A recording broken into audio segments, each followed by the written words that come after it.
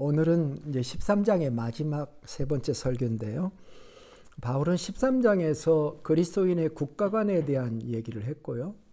또 그 사회를 어떻게 변화시킬 수 있는가 하는 사회적인 그리스도인의 어떤 책임, 그게 뭐라고 그랬어요? 사랑이라고 말씀을 드렸던 것인데, 그다음에 오늘 세 번째 시간으로 오늘은 시간관, 그리스도인의 시간에 대한 관점을 언급하고 있습니다. 이 시간이라고 하는 것은 굉장히 중요해요. 우주의 본질과 인간의 존재를 규정하는 근본적 개념입니다. 과학에 따라, 철학에 따라, 또 종교에 따라 이 시간의 컨셉이 서로 많이 다릅니다만은, 오늘 우리는 그리스도인의 시간관에 대해서 본문을 통해서 하나님의 은혜를 나누려고 합니다. 오늘 11절에 보면은 시간과 관련된 단어가 나오죠. 자, 11절을 보시면 또한 너희가 이 시기를 알거니와, 여기 시기라는 단어가 있습니다. 알거니와 자다가 깰 때가 벌써 되었으니, 시기라는 말이 한 번 나오고 때라는 말이 두 번 거기에 등장하죠. 시기라는 말을 그 NIV 성경에는 the time이라고 얘기를 했고, 때는 the hour 그렇게 얘기했어요. 둘 다 시간과 관련되어 있죠. 그 킹제임스 버전에는 시기라는 말이 the present time 이라고 얘기를 했고, 그 다음에 때는 high time 이라고 했어요. 아주 민감하게 번역을 한 것 같습니다. 헬라어에는 시간이라고 하는 것을 설명하는 두 가지의 단어가 있습니다. 하나는 크로노스라고 하는 겁니다. 크로 기억하시면 됩니다. 크로노스라고 하는 단어가 있고, 다른 한 가지는 카이로스, 다 센 발음들인데 카이로스라고 하는 단어입니다. 크로노스, 카이로스인데 이 두 단어가 신약 성경에 다 등장을 해요. 그래서 크로노스는 신약에 54번을 등장하고, 카이로스라는 단어는 86번이 등장을 하는데요. 크로노스라고 하는 건 뭐냐면 달력에 의해서 카운트되는 그런 일상적인 시간입니다. 하루가 가면 하루가 오고 한 해가 가면 다음 해가 오는 그런 보통의 시간, 이 세계 역사가 흐르는 그런 시간. 그런데 그것에 비해서 카이로스는 하나님의 시간입니다. 하나님의 시간을 초월적인 시간이라고 하면은 이 보통의 시간 크로노스를 초월하는 하나님의 시간, 그렇게 생각하면 되겠습니다. 이 카이로스가 담겨져 있는 성경의 대표적인 구절 하나를 얘기하라면 여러분이 잘 알고 있는 갈라디아서 4장 4절을 생각할 수 있습니다. 때가 참에 하나님이 그 아들을 보내사 여자에게서 나게 하시고 율법 아래에 나게 하신 것은 율법 아래에 있는 자들을 속량하시고 우리로 아들의 명분을 얻게 하려 하심이라. 그 구절에서 때가 참에, 그러니까 이 때는 보통의 일반적인 시간이 흐르는 그때 임하는 특별한 하나님의 때. 그러니까 성육신 하신 것을 하나님의 때의 도래로 본 것이죠. 사실 로마서에는 이 하나님의 때인 이 카이로스가 로마서에 3번 등장을 해요. 5장 6절, 9장 9절, 13장 11절. 근데 5장 그 카이로스라는 단어로 나오지는 않고 카이론이라는 단어로 나오는데 원형이 카이로스예요. 근데 세 번 다 카이론이라는 단어로 나오는데 같은 거다. 근데 5장 6절에는 그리스도의 죽음이라고 하는 환경에서 그 단어를 썼어요. 우리가 연약할 때에 그리스도께서 죽으셨다 그랬잖아요. 그러니까 예수님의 성육신도 하나님의 때의 시작이라고 한다면 예수님의 죽으심도 하나님의 카이로스인 거예요. 그렇게 5장 6절에는 설명을 했고 9장 9절에는 뭐라고 설명했냐면은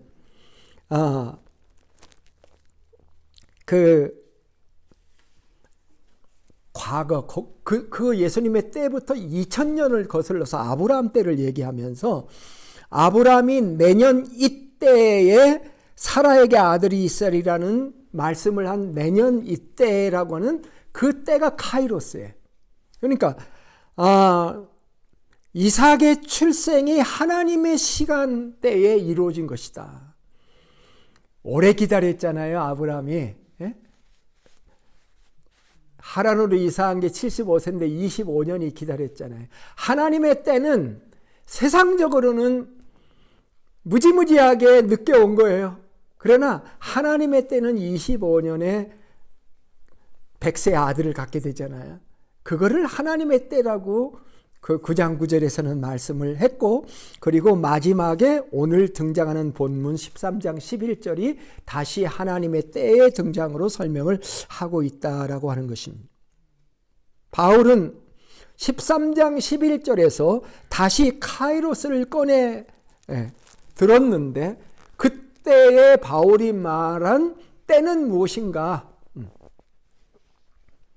아브라함이 사라를 얻을 때, 그 다음에 예수 그리스도가 십자가에 죽을 때에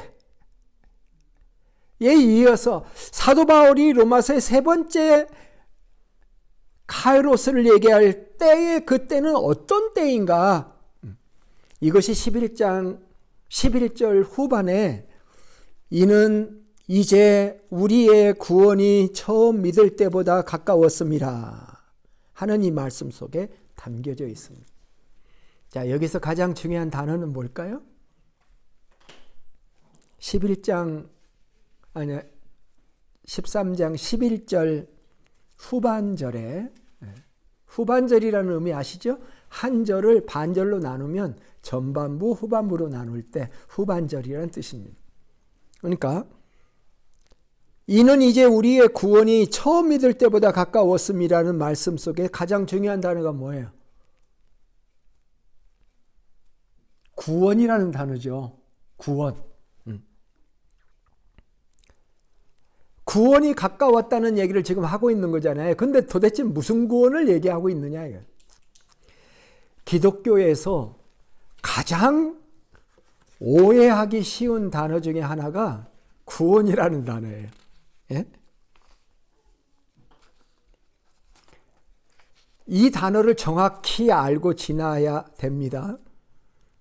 구원이라는 단어가 영어로 save인데 saved 그 다음에 명사형으로 salvation, 이 세 개의 단어들을 모으면 strong concordance를 보면 한 500번 성경에 나와요. 구원이라는 단어가. 그리고 그 한글 성경으로 하는 성경 프로그램 홀리넷이라고 하는 곳에 구원이라는 단어를 입력해 보면은 541번이나 구원이라는 단어가 나오더라고요. 이 구원의 개념이 너무 브로드해요. 그래서 도대체 어떤 구원을 얘기하는가? 어떤 때는 질병에서 고쳐진 것도 구원이라고 얘기하고, 어떤 때는 예수 믿어서 영원한 천국 가는 것을 구원이라고 말하기도 하고, 어떤 때는 혼돈에서 영적 어두움에서 벗어나서 빛 가운데 밝은 미래를 바라보며 깨우침을 받은 것도 구원이라고 얘기를 할 수 있는 거잖아요. 사도 바울은 도대체 여기에서 어떤 구원을 얘기하고 있는가? 우리가 이것을 이해하려면 구원의 시제들을 이해해야 돼요. 시제라는 텐스라고 하는 건 뭐냐면 시간이라는 뜻이에요. 어떻게 보면은 구원의 텐스가 있어요. 구원이라는 단어에 구원이라는 단어에 과거도 있고 현재도 있고 미래도 있습니다. 그래서 이걸 일컬어서 과거 구원, 현재 구원, 미래 구원.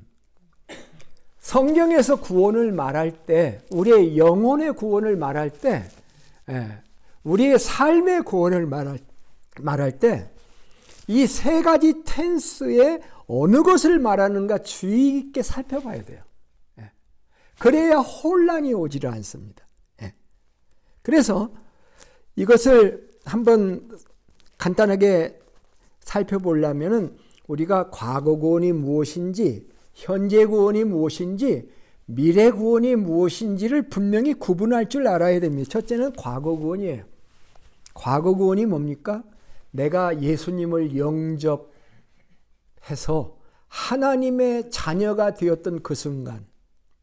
어떤 사람은 타임까지 기억할 수도 있는 사람이 있고요. 모태신앙을 가지고 어려서부터 자라온 사람은 그게 불분명해요. 대개는. 내가 언제 예수님을 영접했는지 분명한 기억이 없을 수도 있어요. 그런데 어쨌든 내가 예수님을 영접해서 하나님의 자녀가 되고 그게 본 어게인이잖아요. 예전에는 아버지의 아들이었어요. 그냥 내 아버지의 육신의 아버지의 아들이고 딸이었어요. 그런데 이제는 하나님의 아들, 딸이 된 거잖아요. 그걸 본 어게인이라고 그러고 거듭난 거라고 얘기해요. 행위의 완전함을 얘기하는 게 아니에요. 그거 분명히 구분할 수 있어야 됩니다. 그게 과거 구원이에요. 현재 구원은 뭐냐? 가끔 성경을 읽다 보면 구원받은 사람에게 구원을 이루라, 뭐 그런 말이 나오는 성경 구절을 올 때 혼동돼요. 그럼 내가 안 받은 건가? 아니에요. 과거 구원을 받았는데 성경은 현재 구원에 대해서도 이야기를 해요. 이것이 성화의 단계예요. 구원받은 하나님의 백성이 아들로 태어났어. 갓난아이로 태어났어. 그런데 이 갓난아이로 있으면 안 돼. 그러면 계속 성장해야 돼요. 그걸 현재 구원이라고 합니다. 성령께서 역사하셔요. 성령께서 내 마음속에 죄의 영역이 남아있는 것을 다 파괴하기를 원하셔서 내 욕심, 내 정욕을 내어놓고 십자가 앞에 못을 받고 주님의 말씀을 순종하면서 날마다 거룩한 삶을 이루어가는 과정, 그거를 현재 구원이라고 얘기를 해요. 그 다음에 미래 구원이 있어요. 이 미래 구원은 그 말 그대로 미래에 완성될 구원입니다. 글로리피케이션이라고 그래요. 영화. 현재 구원이 sanctification, 거룩함이라고 얘기를 하면은 미래 구원은 glorification, 우리의 몸이 영광스럽게 되어지는 그날. 예수 그리스도가 재림할 때 우리의 몸이 휴거되고 새로운 본질을 가진 완전한 육신을 입을 때, 이 땅에서 우리의 육신은 아직도 어때요? 여러분의 육신이 하루는 아프고 하루는 안 아프고 반복을 하며 살죠? 아니, 하루가 아니라 아침에는 괜찮은데 점심때 이상하고 시시각각으로 변하죠. 육신을 입고 있으니까 정욕도 막 들어오고 때로는 원치 않는 삶을 살기도 하고. 그러니까 우리의 final destination, final hope, 그건 뭡니까? 미래 구원이에요. 주님이 오셔서 우리의 몸이 변화되어서 영체가 되고 주님과 함께 영원 천국에 들어가는 그날의 소망을 우리가 가지는데, 그것이 이루어지는 것을 우리는 주님이 재림 때의 구원, 그것을 미래 구원이라 이렇게 얘기를 하는 것입니다. 제가 여러 번 여러분에게 얘기한 것 같기도 한데, 이 주제가 나왔으니까 다시 한번 이 확인을 계속하고 나가야지 가만두면 다 잊어버려. 한동안 제가 청년 시절 20대 초반에 어떤 사람을 만났는데 그분이 나한테 이렇게 묻는 거예요. 당신 구원 받았어? 그렇게 묻는 거예요. 저도 모태신앙이에요. 그리고 그때 신학교 1학년이었나 뭐 구원 받았냐고 질문을 받으니까 황당하더라고요. 근데 그렇게만 묻는 게 아니라 몇 월 며칠 날 받았느냐. 그러니까 제가 대답을 우물쭈물할 수밖에 없는 거잖아요. 그래서 그 이후에 참 그 생각을 많이 했어요. 그 당시는요, 예수님을 영접한다는 것이 무지했던 시절이었어요. 그냥 믿으면 되고 교회 다니면 되지. 제가 세례 받았을 때 장로교에서 받았는데 그때 기억이 별로 안 나요. 주기도문 외느냐? 십계명 외느냐? 뭐 예수 믿느냐? 뭐 그 정도였던 것으로 기억해요. 근데 주님을 마음속에 인격적으로 주님을 퍼스널 세이비어로 억셉했느냐? 영접했느냐? 그런 질문을 들어본 적이 없거든요. 그런데요, 구원의 세 가지 시제를 공부한 다음에 이 질문에 대한 답이 클리어하게 되는 거예요.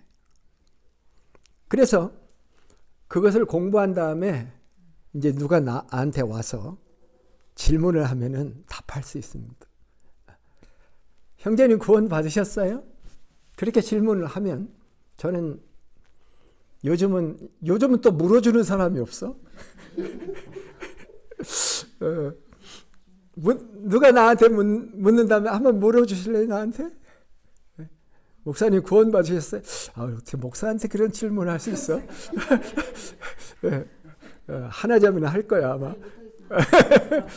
구원 받으셨어요? 라고 얘기하면 요즘 저는 이렇게 대답해요. 어떤 구원을요? 어떤 구원이요? 과거 구원이에요? 현재 구원이에요? 미래 구원이에요? 만일 과거 구원을 말한다면 내가 예수님을 영접한 순간이 있어요. 현재 구원을 물어보세요? 그럼 나는 지금 현재 구원을 받고 있는 중이에요. 현재 구원을 이루어가고 있는 중이에요. 미래 구원을 말하세요? 미래 구원은 주님이 오셔야만 완성이 되는 거예요. 구원은 이 세 가지 시제가 함께 어우러져 있는 거예요. 대답할 수 있겠죠, 여러분도? 네. 그래서 이 세 가지를 알아야 지금 그런데 오늘 사도 바울이 말하는 하나님의 때, 이 하나님의 카이로스, 이 때를 얘기할 때 구원을 얘기했는데 그 구원은 어떤 구원을 얘기한 것 같아요? 과거 구원을 말한 것 같아요? 현재 구원을 말한 것 같아요? 미래 구원을 말한 것 같아요? 미래 구원이죠. 그때가 가까이 왔다 이렇게 얘기하고 있잖아요. 그렇죠? 네, 그것이 가까이 왔다는 의미입니다.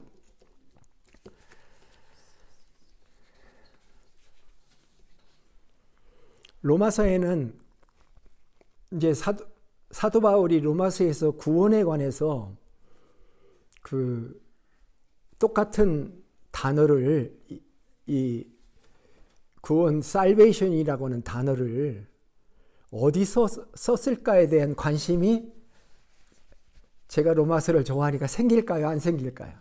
그래서 로마서를 다 스크린해 보니까 로마서에서 구원이라는 단어가 13번이 등장을 해요. 그리고 오늘 말씀에서 나온 이 11절에서 나온 단어가 13번째 나오는 거예요. 그러니까 마지막 나오는 구원이라는 단어예요. 제일 먼저 나오는 것은 여러분 암송구절 1장 16절 로마서 1장 16절 그 모든 믿는 자에게 구원을 주시는 하나님의 능력이라고 우리가 암송하고 읽었잖아요. 예. 믿음으로 얻는 구원, 그걸 얘기한 거예요. 구원을 얘기할 때 믿음으로 얻는 구원. 구원에는 구원의 과정에 대한 설명이 많이 연결된 단어가 있어요. 이 컨셉이 10장 9절에 가서는 조금 더 발전합니다. 10장 9절, 10절, 13절에 구원이라는 단어가 있는데 좀 더 그 믿는 방법을 구체화해 주고 있어요. 그게 뭐냐면 입으로 예수님을 주라고 시인해야 된다. 근데 입으로 시인하기 전에 마음으로 먼저 믿어야 된다. 뭘 믿어? 예수님이 나를 위해 죽으시고 나를 의롭다 하시기 위해서 부활하신 예수님의 죽음과 부활, 그게 복음이잖아요. 우리가 예수님의 뭘 믿어요? 예수를 믿는데 예수님의 뭘 믿어요? 예수님의 죽음과 부활을 믿는 거예요. 근데 그 죽음과 부활이 다 나와 상관이 있어. 나의 죄를 위해서 죽으셨고 나를 의롭다 하시기 위해서 부활하신, 그게 복음의 핵심이에요. 그게 찐빵의 안고예요. 그게 핵심입니다. 그 예수님을 입으로 시인할 때 그게 참다운 믿음이고, 그 믿음을 가질 때 구원받는다라는 설명을 하고 있는 것입니다. 그 다음에 사도 바울의 구원과 관련된 스케일이 9장부터 11장에 가면은요, 확 넓어집니다. 그 구원을 어떻게 설명하냐면은 이스라엘의 남은 자의 구원, 이방인의 구원, 이스라엘의 남은 자의 구원 9장 27절, 10장 1절, 11장 14절. 이방인의 구원 11장 11절. 온 이스라엘의 구원 11장 26절. 그 컨셉이 뭐냐고 하면은 이 구원이 미치는 영향력이에요. 유대인과 이방인과 온 세상 사람들을 구원하기 위한 하나님의 구원이다. 그 얘기를 사도 바울이 설명을 합니다. 그렇습니다.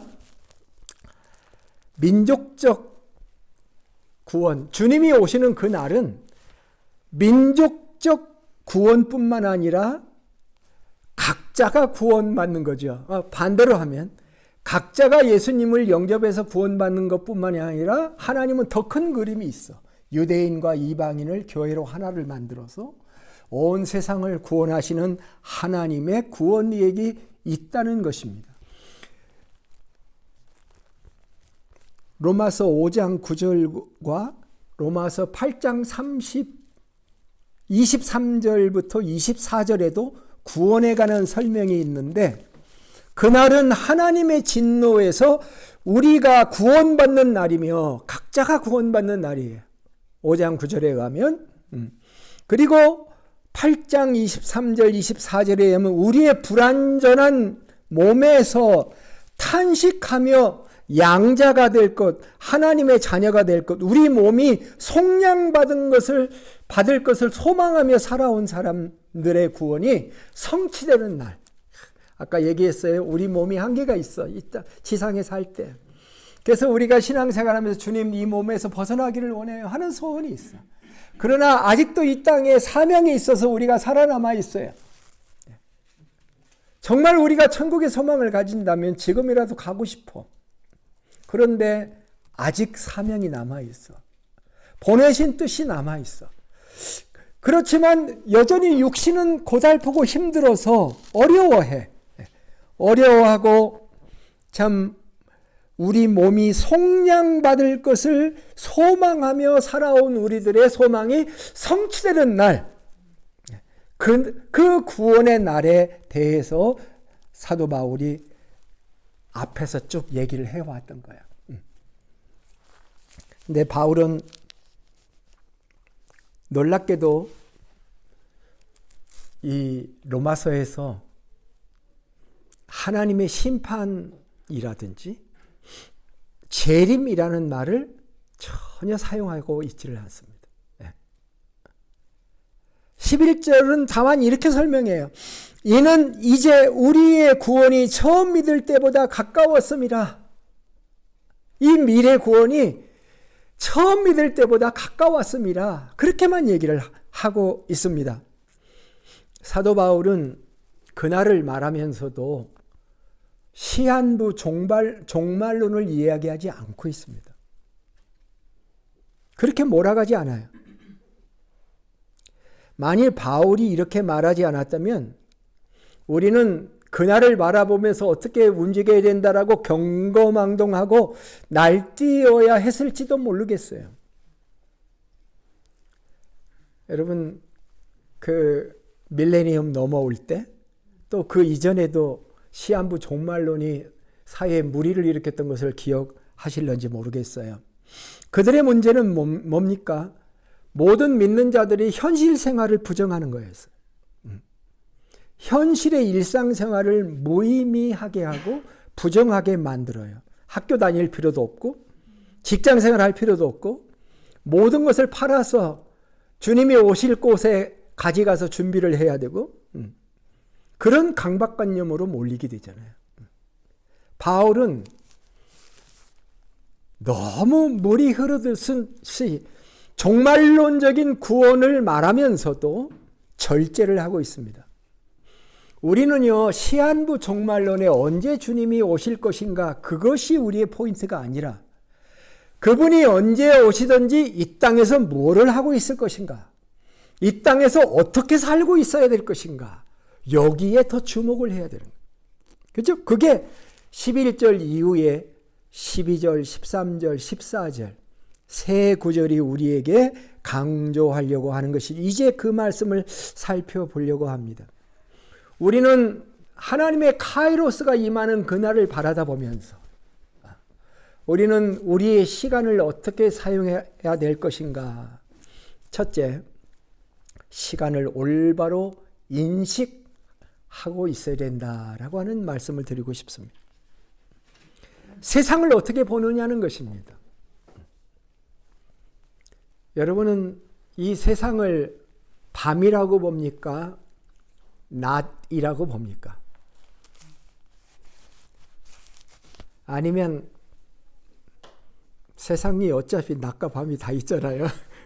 반절은 밤이고 반절은 낮입니다. 그럼 우리는 반절은 낮에는 빛 가운데 살다가 밤에는 어둠으로 들어가야 될까요? 물론 밤의 컨셉이, 제가 옛날에 쓴 시 하나가 밤의 컨셉이 안식이에요. 사실은 안식입니다. 근데 성경에서 밤을 얘기할 때 어둠을 얘기 많이 하잖아요. 바울은 이 시기를 밤으로 인식하고 있어. 오늘 본문을 여러분 한번 다시 보세요.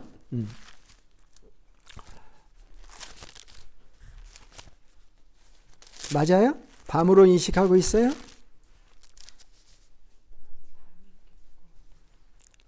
밤이 깊고 낮이 가까웠으니. 그렇죠? 그러므로 우리가 어둠의 일을 벗고 빛의 갑옷을 입자. 이렇게 밤의 컨셉을 지금 가지고 있잖아요. 그런데 밤은 밤인데, 제가 이 말씀을 묵상하는데 그런 생각이 들어요. 밤은 밤인데 아침이 가까운 밤. 바로 이런 컨셉입니다. 부정과 긍정이 교차하는 밤이에요. 밤이지만 곧 아침이 될 밤입니다. 이 인식이 중요해요. 우리가 이 세상은 어둠이다, 세상은 밤이다 하고 세상 전체를 부정하며 홀로 숨어서 신앙생활을 할 게 아니잖아요. 세상을 밤으로만 규정한다면 어떻게 될까요? 절망이 주류를 이루게 됩니다. 그러나 아침이 될 밤이라고 규정한다면 절망이 아니라 소망을 가지게 되는 것입니다. 부정이 아니라 긍정의 기운이 그 가운데 깃들 수가 있습니다. 사도 바울은 지금 그 얘기를 하고 있습니다. 두 번째, 그래서 우리는 이 세상을 밤이라고만 규정하지 말고 곧 아침이 될 밤이다 라는 생각을 가지는 것이 사도 바울이 우리에게 지금 제시하고 있는 것이라고 저는 그렇게 이해를 했습니다. 두 번째 생각할 것은 시간에 맞는 옷을 선택해서 입어야 된다. 지금 곧 6월이 되다 보니까 벌써 날씨가 더워서 제가 지금 이렇게 옷을 입고 있는데 속에서 땀이 흘리기를 벌써 시작을 하는데, 이 때에 맞춰서 옷을 입어야 되잖아요. 아침에 잠옷 입는 사람이 있어요? 아침에는 잠옷을 벗고 평상복을 갈아입어야 될 때잖아요. 때를 분별하는 사람들은 맞는 옷을 입어야 된다. 우리는 밤을 지나 아침을 준비하는 자들이기 때문에 그 밤의 옷을 벗어야 된다. 그런 컨셉을 지금 얘기하고 있습니다. 13절에는 밤의 모습 6가지가 등장합니다. 한번 따라서 해볼까요? 방탕과 술 취함, 음란과 호색, 쟁투와 시기. 이 말씀은 두 개씩 이렇게 세트입니다. 세트의 3개 그룹으로 볼 수가 있겠죠. 그런데 이 6가지가요, 쫙 연결되는 일련의 그 활동들이다라고 이렇게 보는 견해들이 있습니다. 뭐냐면 이 방탕이라는 단어가 코무스라고 하는 단어인데, 이 코모스라는 이 단어는 술 취함과 흥청거림, 술 잔치, 흥청거림을 뜻하는 단어예요. 이 헬라의 이 방탕이라는 단어가 무슨 단어라는 걸 지금 설명하다가 술 잔치, 흥청거림을 뜻하는 단어인데, 이 헬라의 저술가들은 이렇게 해석을 해요. 취하여 들뜬 사내들이 식사 후 횃불을 들고 거리를 활보하며 바카스 및 잡신을 찬양하는 노래를 부르며 친구들 집 앞에서 떠들며 노는 야간의 소란스러운 행렬을 말한다. 이 술잔치는 밤늦게까지 지속되고 그 다음에 연결되는 게 성적인 활락에 탐닉하게 되고, 그 다음 단계는 서로 싸움으로 번져지는 단계의 일련의 행동들을 설명한 것이다. 참 이상하죠? 함께 즐기다가 성적인 탐닉에 빠지다가 나중에는 서로 싸우는 단계로 벌어지는 그런 방탕의 모습, 이것을 어두움으로 설명을 했던 겁니다. 재밌는 거는 방탕과 이런 그 음란의 문제를 그 성적인 범죄의 수준에, 그런 수준에다가 쟁투와 시기도 함께 집어넣었다는 게 아주 독특한 거죠. 사람들은 죄라고 하면 엄청난 죄만 생각을 하지만 분쟁과 시기심도 어둠의 일이라고 하는 것, 내 편과 내 편을 가르고 남이 잘 되는 것을 인정하지 못하고 샘내는 것, 그것도 어둠의 일이다 라고 사도 바울이 말하고 있는 모습을 볼 수가 있는 것입니다. 여러분, 개 바구니에는 뚜껑이 없다고 합니다. 개를, 여러분 좋아하는 게장 만드는 개, 개가 아니라 개. 개 바구니에는 뚜껑이 없다고 그래요. 왜 뚜껑이 먼저 아십니까? 개를 5-6마리를 바구니에 넣어 놓아도 뚜껑이 필요 없는 것은 한 마리가 올라오면 다른 개가 툭 쳐서 떨어뜨리기 때문에 뚜껑을 닫을 필요가 없다고 얘기합니다. 그래서 어떤 사람은 현대 사회는 개 바구니 사회다, 그렇게 부르기도 한다고 합니다. 서로 죽이려고 안간힘을 쓰기 때문입니다. 이런 세상에서 그리스도인은 어떻게 살아야 됩니까? 벗어야 된다. 벗어야 할 옷은 방탕과 술 취함, 음란과 호색, 쟁투와 시기이고, 그러면 입어야 할 옷은 무엇입니까? 입어야 할 옷. 벗기만 하면 안 돼요. put aside만 하면 안 됩니다. put on. 입어야 됩니다. 무엇을 입으라고 했습니까? 오늘 본문에 보면 2가지가 나오는데, 첫째는 빛의 갑옷. 빛의 갑옷. 빛의 갑옷은 뭘까? 여러분, 에베소서 우리가 공부할 때 에베소서 6장 마지막 장에 나오는 하나님의 전신갑주 생각납니까?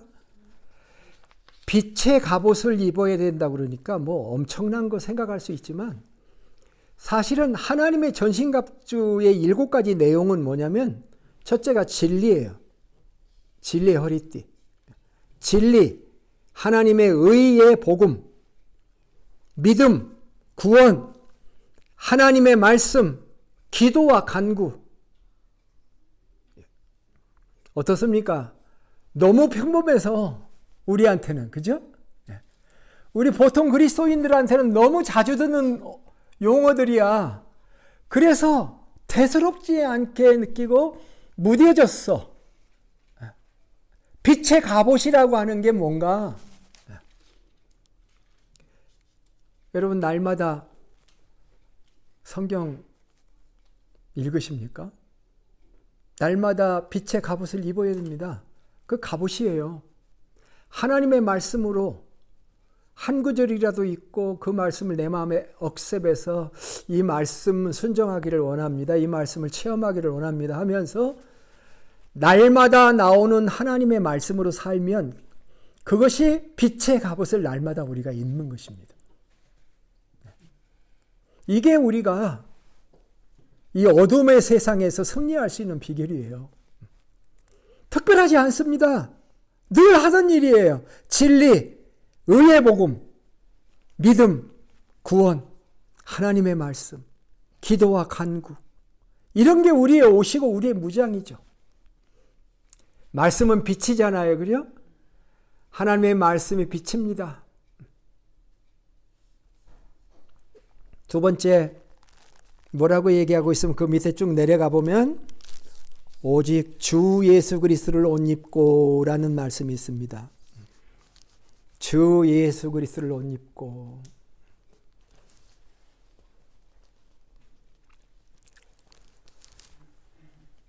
공동번역에 보면은 주 예수 그리스도로 온 몸을 무장하십시오. 이렇게 번역을 했어요. 옷 입고를 설명 안 하있지만 주 예수 그리스도로 무장해라. 우리는 갈라디아 2장 20절에 의하면 내 안에 그리스도가 계시잖아요. 겉뿐만 아니라 내 안에 그리스도가 계시고 그 그리스도로 살아. 이제는 내가 사는 것이 아니고 여러분 하루의 삶을 내가 사는 것으로 계획해서 사는 삶과 내 안에서 그리스도께서 나를 통해서 일을 하시기를 바라는 하루의 삶의 내용이 다를 수가 있습니다. 그죠? 그리스도를 옷 입고 그리스도 안에서 살아가는 그런 삶을 우리에게 얘기하고 있는 것입니다. 벗는 것과 입는 것은요, 침례를 딱 생각하게 만들어줍니다. 저는 지금도 제가 군대에 가서 침례식을 참 많이 했는데 제가 군대에서 침례 준 형제들이 1,500명이라고 언젠가 말씀드린 적이 있을지 모르겠는데 10년 동안 1,500명의 형제들에게 침례를 줬는데 그때마다 우리 장모님이 만들어주신 침례복을 사용했어요. 하얀 백 무슨 목이라고 하나? 침례식을 할 수 있도록 통치마, 원피스 통치마에 그냥 가슴에 십자가 하나 달려있고 그 흰옷을 갈아입죠. 예. 일상복을 벗고 그리스도 안에서 새 삶을 의미하는 흰옷을 입습니다. 갈라디아서 3장 26절 27절에 이렇게 이야기를 했어요. 잘 들어보세요. 너희가 다 믿음으로 말미암아 그리스도 예수 안에서 하나님의 아들이 되었으니 누구든지 그리스도와 합하기 위하여 침례를 받은 자는 그리스도로 옷 입었느니라. 침례를 통해서 주님과 연합한 자는 그리스도로 옷 입은 자다라고 하는 말씀을 명확하게 해주고 있는 것입니다. 우리는 이미 그리스도로 옷 입은 자들입니다. 그런데 가끔 우리는 그 옷을 벗어놓은 것 같은, 우리는 이 어둠의 옷을 벗고 그리스도의 옷을 입고 이 세상에서 살아갈 때 하나님께서 영광을 받으실 겁니다. 그런데 이 모든 일을 왜 우리가 세상을 벗고 그리스도를 옷 입어야 되느냐? 거기에는 한 가지 정말 그 부스터가 있어요. 그건 뭐냐면 그것이 바로 우리를 구원하러 오실 주님, 주님의 재림이라고 하는 것을 소망하고 있기 때문에 이것이 가능하다라고 하는 사실입니다.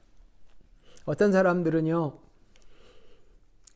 아니 2000년 전부터 주님 오신다고 그랬는데 2000년이 지난 이때에도 주님 안 오셨는데 뭘 그렇게 열심히 기다리느냐 하고 비아냥거리는 사람이 있습니다. 이 질문에 대해서 정직하게 우리가 직면해야 된다고 생각합니다. 맞습니다. 2000년 초창기 그리스도인의 글들을 읽어보면 마치 금방 오실 것 같잖아요. 그죠?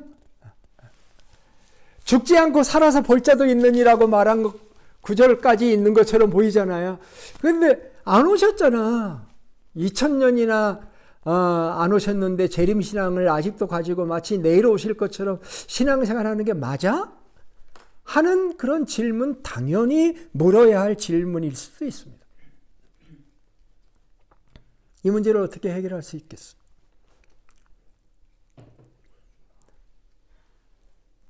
당황할 필요는 없다고 생각합니다. 사도 베드로도 이 문제에 직면했던 것 같습니다. 그래서 베드로 후서 3장 8절로부터 10절을 한번 찾아보세요. 베드로 후서 3장 8절로부터 10절에 보면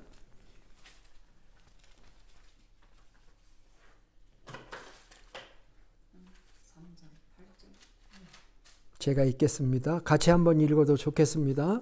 베드로 후서 3장 8절로부터 10절. 사랑하는 자들아, 주께는 하루가 천년 같고 천년이 하루 같다는 이 한 가지를 잊지 말라.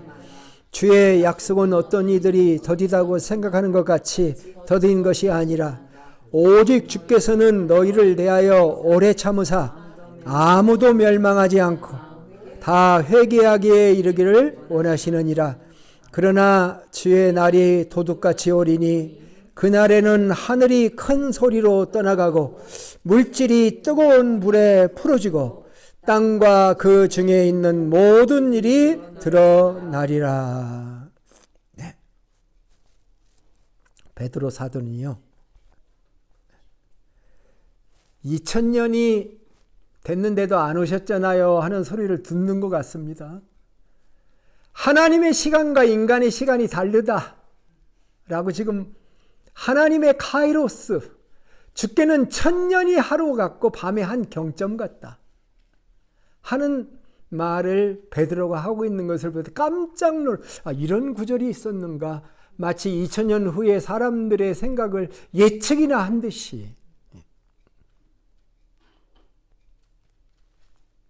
저는 이 말씀을 묵상하면서 근본적인 질문이 하나가 떠오르더라고요.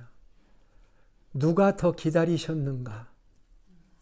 누가 더 기다리는가 하는 문제를. 자, 우리는 뭐 요즘 100세 시대라고 얘기하고 잘못하면 120살까지 산다고 얘기도 하고, 그 말이 웃기더라고요. 잘못 걸리면 120세까지 산다. 자, 우리가 예수 믿어서 예수님의 재림을 몇 년이나 기다렸을까요? 시간으로 따지면 몇 년이나 기다렸을까? 네? 수많은 사람들이 바뀌어가면서 우리는 성경에서 보는 게 뭡니까? 인간들의 배역, 인간들의 불신앙, 하나님의 축복을 받으면 하나님 쪽으로 가다가 그만 세상으로 나가는 수많은 사람들의 반역에 대해서 창세기부터 지금까지. 인간은 얼마나, 아니 우리 자신은 주님의 재림을 정말 기다리는가? 삶의 플랜이 너무 많아서, 정말 이 세상의 재미가 너무 좋은 것 같아서 우리도 불신자들처럼 육신의 정욕과 안목의 정욕과 생의 자랑이라고 하는 물질의 정욕에 매여서 우리가 살아가고, 오히려 가난한 사람들, 환난과 시련을 당한 사람들, 그들이 주님의 재림을 고대하면서 살아가는 이 시대에서 정말 하나님의 도래를 기다리고 있는 기다림은 우리가 더한가 하나님이 더한가? 수많은 사람들이 변화되고 변질되어 가는 것을 바라다 보면서 하나님의 탄식은 어찌했을까?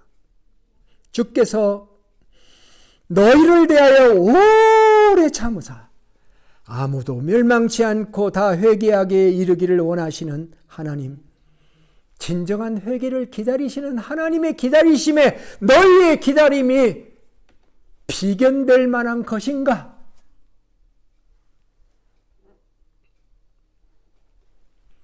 하나님의 초시간, 천년이 하루로 계산될 수 있는 하나님의 초시간을 떠나서라도 하나님의 기다리심의 그 농도를 생각해 볼 때 우리는 겸손히 주님의 말씀을 붙잡고 언제 주님이 오실지 모르지만 그 마지막에 하나님의 시간에 우리를 구원하러 오실 그 주님, 그 아침, 그 빛의 날을 바라다 보면서 이 땅에서 그날을 고대하며 살아가는 하나님의 백성이 되어야 될 줄로 믿습니다. 로이드 존스 목사님이라는 분이 계십니다. 이분이 목회했던 영국의 런던에 있는 교회도 방문을 해본 적이 있는데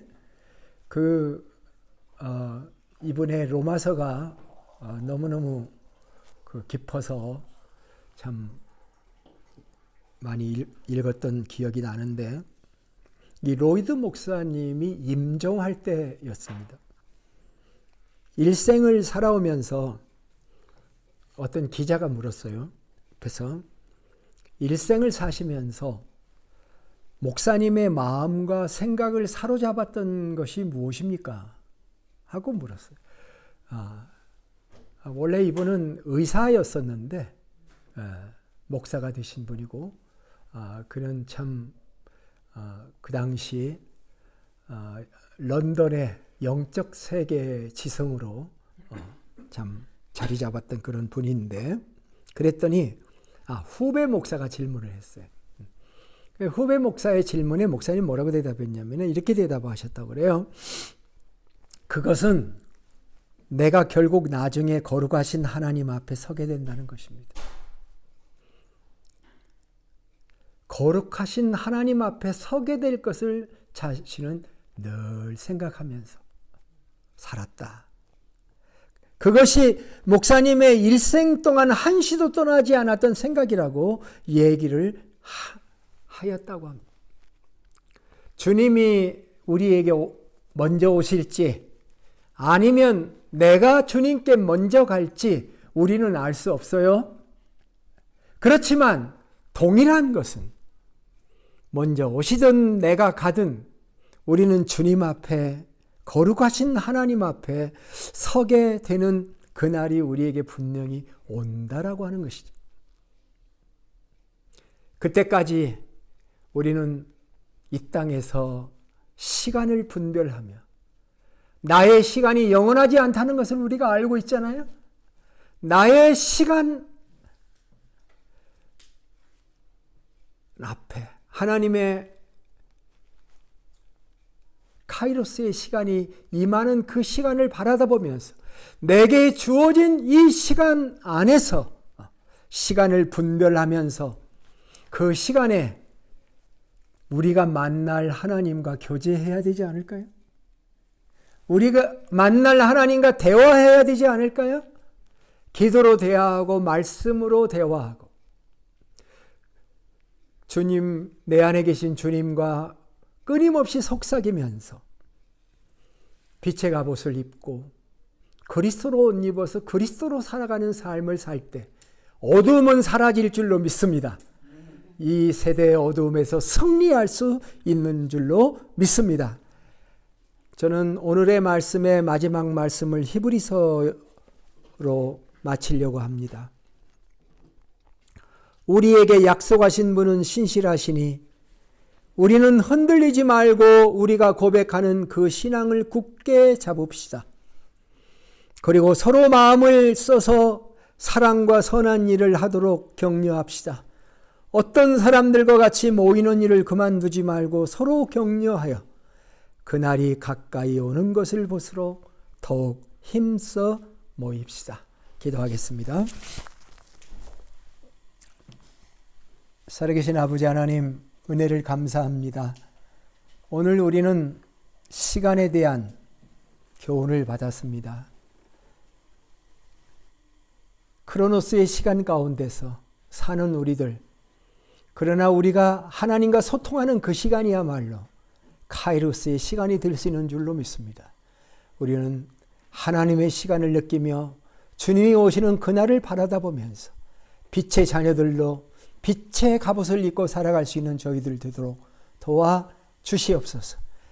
하나님의 말씀을 의지하며 시간의 초월자가 될 수 있는 저희들 되도록 축복해 주시옵소서. 존귀하신 예수님의 이름으로 기도드립니다. 아멘.